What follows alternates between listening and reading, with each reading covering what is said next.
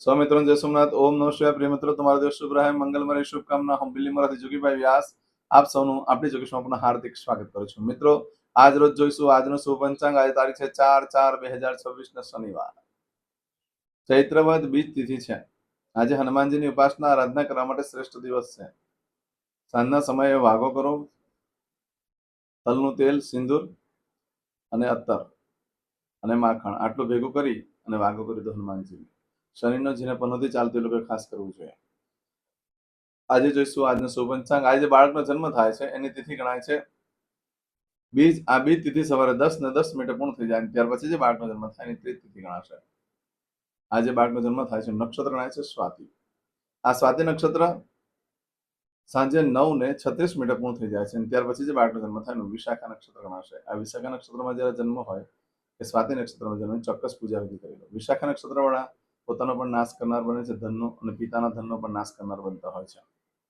કાર્ય કરવા માટે વિશાખા નક્ષત્ર ઘણું શ્રેષ્ઠ છે, પણ જન્મ હોય એ શ્રેષ્ઠ નથી। આજે બાળકનો જન્મ થાય છે અને યોગ ગણાય છે હર્ષણ। હર્ષણ યોગ આજે બપોરે 2:14-17 પૂર્ણ થઈ જાય છે અને ત્યાર પછી જે બાળકનો જન્મ થાય એનો વૃશ્ચિક યોગ ગણાશે। આજે જે બાળકનો જન્મ થાય એનું કરણ ગણાય ઘર। ઘર કરણ સવારે 10:10 પૂર્ણ થઈ જાય અને ત્યાર પછી જે બાળકનો જન્મ થાય એનું વણિજ કરણ ગણાશે। આજે જે બાળકનો જન્મ થાય છે એની રાશિ ગણાય છે તુલા। તુલા રાશિનો અક્ષર આવે છે ર અને ત। તુલા રાશિનો સ્વામી શુક્ર ગણાય છે। મિત્ર, તુલા રાશિ આજે આખા દિવસમાં કોઈ પણ બાળકનો જન્મ હોય બધાની રાશિ તુલા ગણાશે। આ તુલા રાશિ 5 તારીખે સાંજે 5:28 પૂર્ણ થાય છે, એટલે ત્યાં સુધી જે બાળકોનો જન્મ થાય બધાની રાશિ તુલા ગણાશે। રાશિ તિથિ નક્ષત્ર યોગ કરણ જેનો જન્મ છે ચોક્કસ પૂજા કરી લો, જેથી કરીને તમારું જીવન સરળ બની જાય। આજે જે કોઈ મારા સબસ્ક્રાઇબ મિત્ર, મારા ઘર પરિવારમાંથી કોઈ પણ સદસ્યની વર્ષગાંઠ છે, મેરેજ એનિવર્સરી છે, બધાને મારી ઘણી ઘણી શુભકામના। તમારા જીવનમાં ખૂબ પ્રગતિનો થાય, ભગવાન શંકર તમારી બધી મનોકામના પૂર્ણ કરે એ સોમનાથ દાદાને પ્રાર્થના કરું છું। સવારમાં ઉઠી આજનો સુકન કરી લો, આખું વર્ષ તમારું સુંદરથી વ્યતીત થશે। આજે જે કોઈ મારા સબસ્ક્રાઇબ મિત્ર, મારા ઘર પરિવારમાંથી કોઈ પણ સદસ્ય કોઈ જગ્યા પર નોકરી ધંધો ચાલુ કરવા જઈ રહ્યા છે, કોઈ મોટી ખરીદી કરવા જઈ રહ્યું છે, કોઈ વેચાણ કરવા જઈ રહ્યું છે, કોઈને પરીક્ષા હોય, કોઈને આજે યાત્રા પ્રવાસ માટે જઈ રહ્યું છે, આજે કોઈ ઓપરેશન હોય, સગાઈ હોય, ડિલિવરી હોય, છઠ્ઠીની પૂજા હોય, કોઈ રમત ગમતમાં ભાગ લેવા જઈ રહ્યું હોય, આવા કોઈ પણ કાર્ય તમે કરવા જઈ રહ્યા હોય તો કાર્યમાં દિવ્ય સફળતા પ્રાપ્ત થાય સોમનાથ દાદાને પ્રાર્થના કરું। મિત્રો, આજના દિવસે સવારમાં ઉઠી આજનો સુકન કરેલો આખું વર્ષ તમારું વેપાર વ્યવસાયમાં પણ પ્રગતિ ઉન્નતિ જણાશે અને તે સિવાય આજે કોઈ કામ કરવા જઈ રહ્યા છો તેમાં પણ દિવ્ય સફળતા પ્રાપ્ત થઈ શકે છે। આજના દિવસે આમ તો ઘરેથી નીકળો છો તો વડીલ વૃદ્ધ વ્યક્તિને વંદન કરીને નીકળો। ઘરે દેવસ્થાનમાં ભગવાનને પગે લાગીને કહેવાનું કે મારા કાર્યમાં મારી સાથે રહેજો। આજના દિવસે ભિક્ષુકોને ભોજન કરાવવું, અન્નદાન કરવું, દવાનું દાન કરવું, વસ્ત્રનું દાન કરવું બહુ શ્રેષ્ઠ ગણાશે। શનિદેવના મંદિરે દર્શન કરવું પણ આજે શ્રેષ્ઠ ગણાશે। આજના દિવસે કોઈ પણ કાર્ય કરવા જઈ રહ્યા છો તેના માટે પણ એક ચોક્કસ શુભ સમય હોય છે, તે આપણે જોઈ લઈએ। આજે સવારે 7:30 થી 9 વાગ્યા સુધીનો સમય શુભ રહેશે। બપોરે 12 થી સાંજે 4:30 વાગ્યા સુધીનો સમય શુભ રહેશે। સાંજે 6 થી સાંજે 7:30 વાગ્યા સુધીનો સમય શુભ રહેશે। રાત્રે 9 થી આવતીકાલે મળસ્કે 1:30 સુધીનો સમય શુભ રહેશે। આવતીકાલે સવારે 4:30 થી સવારે 6 વાગ્યા સુધીનો સમય પણ શુભ રહેશે। આ સમયગાળા દરમિયાન તમે કોઈ કાર્ય કરો છો તો સારી સફળતા પ્રાપ્ત થઈ શકે છે। આજના દિવસે આમ તો સામાન્ય દિવસ છે, કોઈ નાનો મોટો કામ કરવાનું હોય તો કરી શકો છો। આજના દિવસે રાત્રે 9:36 સુધીમાં જો તમે કંઈ ખરીદી કરો છો, કંઈ વેચાણ કરો છો કે કંઈ વસ્તુ ખોવાઈ જાય છે તો તેનું શું ફળ મળે તે આપણે જોઈ લઈએ। આજે રાત્રે 9:36 સુધીમાં જો તમારી કોઈ વસ્તુ ચોરાઈ ગઈ, ખોવાઈ ગઈ તો નહીં મળે। આ સમયગાળા દરમિયાન કોઈ પણ કાર્યનો આરંભ કરી લો, કોઈ પણ વસ્તુની ખરીદી કરી લો, કોઈ પણ વસ્તુનું વેચાણ કરી શકો છો। આ માંગણી કરવા માટે ઉત્તમ દિવસ ગણાશે। આજે ભગવાનની પૂજા કરવાનું ચૂકશો નહીં। આજે ભગવાન પાસે બેસી ભગવાનને પ્રાર્થના કરો કે તમારી પાસે રોજ ભગવાન તમારી પૂજા કરાવડાવે, જેથી કરીને તમારા પાપનું નિવારણ થશે તો તમને પુણ્યની પ્રાપ્તિ થશે ને। તમારા ભાગ્યમાં બધું લખાયેલું જ છે, પણ એ સરળતાથી પ્રાપ્ત થાય એટલા માટે દેવ પાસે બેસવું જરૂર છે, ભગવાન પાસે બેસવું જરૂરી છે પાપ મુક્ત થવા માટે। આજના દિવસે દીકરીના લગ્ન થયા હોય અને આજના દિવસે પિયરથી પહેલી વાર સાસરે જાય છે તો એક જીવ સાસરામાં ખૂબ સુખી થતી હોય છે। સાસરામાં પણ સુખ ધન સંપત્તિની પ્રાપ્તિ થતી હોય છે।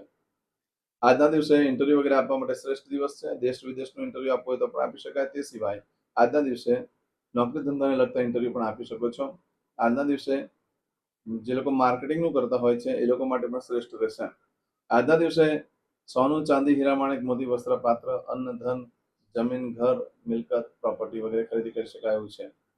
આજના દિવસે નવસ્ત્ર ભૂલમાં પણ ધારણ ન કરશો, ન તો પત્ની સાથે નહીં પણ સ્ત્રી વર્ગ જેટલું પણ છે બધા સાથે મતભેદ થઈ શકે છે. પિકનિક નું આયોજન થાય, સારું ભાવતું ભોજન મળી શકે, પણ ભાઈઓ જે લોકોના લગ્ન બાકી છે ભૂલમાં પણ નવસ્ત્ર ધારણ ન કરશો, ન તો છોકરી જોવા જવાનું થયું, તમારી પસંદગીમાં ભૂલ થઈ શકે છે. આજે ચાંદલા વિધિ કરવા માટે યોગ્ય દિવસ છે. આજે કરશું આજનો સંકલ્પ. ચમચીમાં પાણી લઈ લો. અદ્યતન માસનમ માસોત્તમ પરમ પવિત્ર ચૈત્ર માસે શુભે કૃષ્ણ પક્ષ દ્વિતીયાયામ મંદવાસન વિત્તાયામ. વિડીયો પતે એટલે કોમેન્ટ્સમાં જય સોમનાથ તમે લખવાનું ભૂલશો નહીં. તરત તમારા માટે ભગવાને પ્રાર્થના કરીશ, તમને લાઈક આપીશ. હવે દરેક જણા પોતાનું સાચું નામ બોલી દો. તમારું ગોત્ર ખબર હોય તો ગોત્ર બોલી દેવાનું. પછી બોલવાનું છે અહમ, મમ, આત્મન, શ્રુતિ, સ્મૃતિ, પુરાણોક્ત, પુણ્ય, ફલ, પ્રાપ્તિ, અર્થમ, અપ્રાપ્ત, લક્ષ્મી, પ્રાપ્તિ, અર્થમ, પ્રાપ્ત, લક્ષ્મી, ચિરકાલ, સૌ, રક્ષણાત્મક, લોકેવા, સભાયામ, રાજદ્વારે, વ્યાપારે, વિદ્યા અભ્યાસે, દેશે, વિદેશે, સર્વત્ર, યશ, કીર્તિ, વિજય, લાભાદि, પ્રાપ્તિ, અર્થમ, મમ, અખિલ, કુટુંબસ્ય, આયુ, આરોગ્ય, ऐश्वर्यादि, प्राप्ति, अर्थम, मम, जन्म, समय,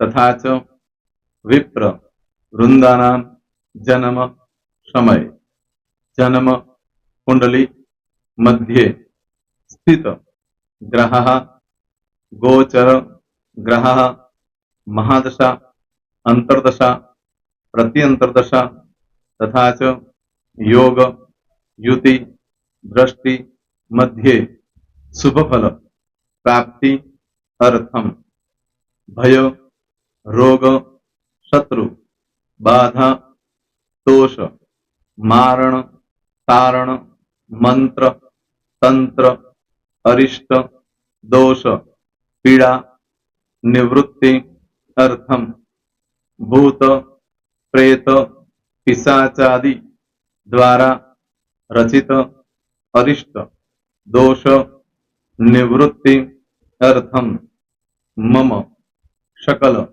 मनवांछित फल. હવે તમારા મનમાં જે કઈ ઈચ્છા હોય તે બોલી જવાનું.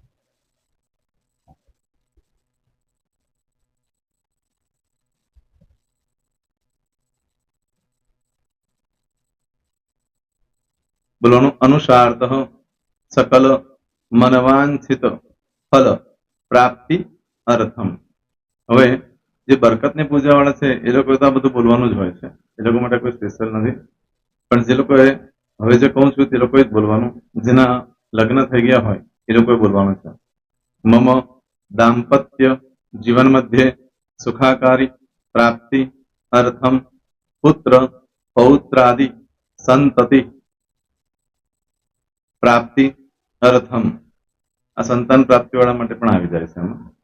દીર્ઘ આયુ આરોગ્ય ऐश्वर्यादि પ્રાપ્તિ અર્થમ. તથા ચ હવે જેના લગ્ન નથી થયા તે લોકોએ બોલવાનું. મમ જટટી વિવાહ યોગ પ્રાપ્તિ અર્થમ વિવાહ પશ્ચાત દાંપત્ય જીવન મધ્યે સુખાકારી પ્રાપ્તિ અર્થમ. હવે જે લોકોને સંતાન પ્રાપ્તિ નથી, જે લોકોને સંતાન પ્રાપ્તિ છે કરવી છે એ લોકોએ બોલવાનું. મમ દાંપત્ય જીવન મધ્યે સુખાકારી પ્રાપ્તિ અર્થમ તથા ચ દીર્ઘ આયુ આરોગ્ય ऐश्वर्यादि समन्वित संतति सुख प्राप्ति अर्थम. હવે જે અભ્યાસ કરી રહ્યા છો છોકરા વિદ્યાર્થીઓ છે તે લોકોએ બોલવાનું છે. મમ વિદ્યા અભ્યાસ મધ્યે ઉત્તરો ઉત્તર પ્રગતિ ઉન્નતિ સાનુકૂલતા પૂર્વક દિવ્ય સફળતા પ્રાપ્તિ અર્થમ. હવે જે લોકો વિદેશમાં જવા માંગતા હોય કે સીટમાં જવા માંગતા હોય, મતલબ ભારત દેશની બહાર જઈને ધંધો વેપાર કરવા માંગતા હોય એ લોકોએ, અથવા વિદેશ જવા માંગતા હોય કાયમ માટે, એ લોકોએ બોલવાનું છે. મમ જટટી વિદેશ ગમન યોગ પ્રાપ્તિ અર્થમ વિદેશ ગમન કાર્ય મધ્યે સાનુકૂળતા પૂર્વક દિવ્ય સફળતા પ્રાપ્તિ અર્થમ. હવે આરોગ્ય વાળા બોલવાનું છે, જેને આરોગ્યની પૂજા આપેલી હોય એ લોકોને. એમ તો દરેક જણા જ બોલવાનું. બોલો મમ આયુ આરોગ્ય ઐશ્વર્યાદિ પ્રાપ્તિ અર્થમ.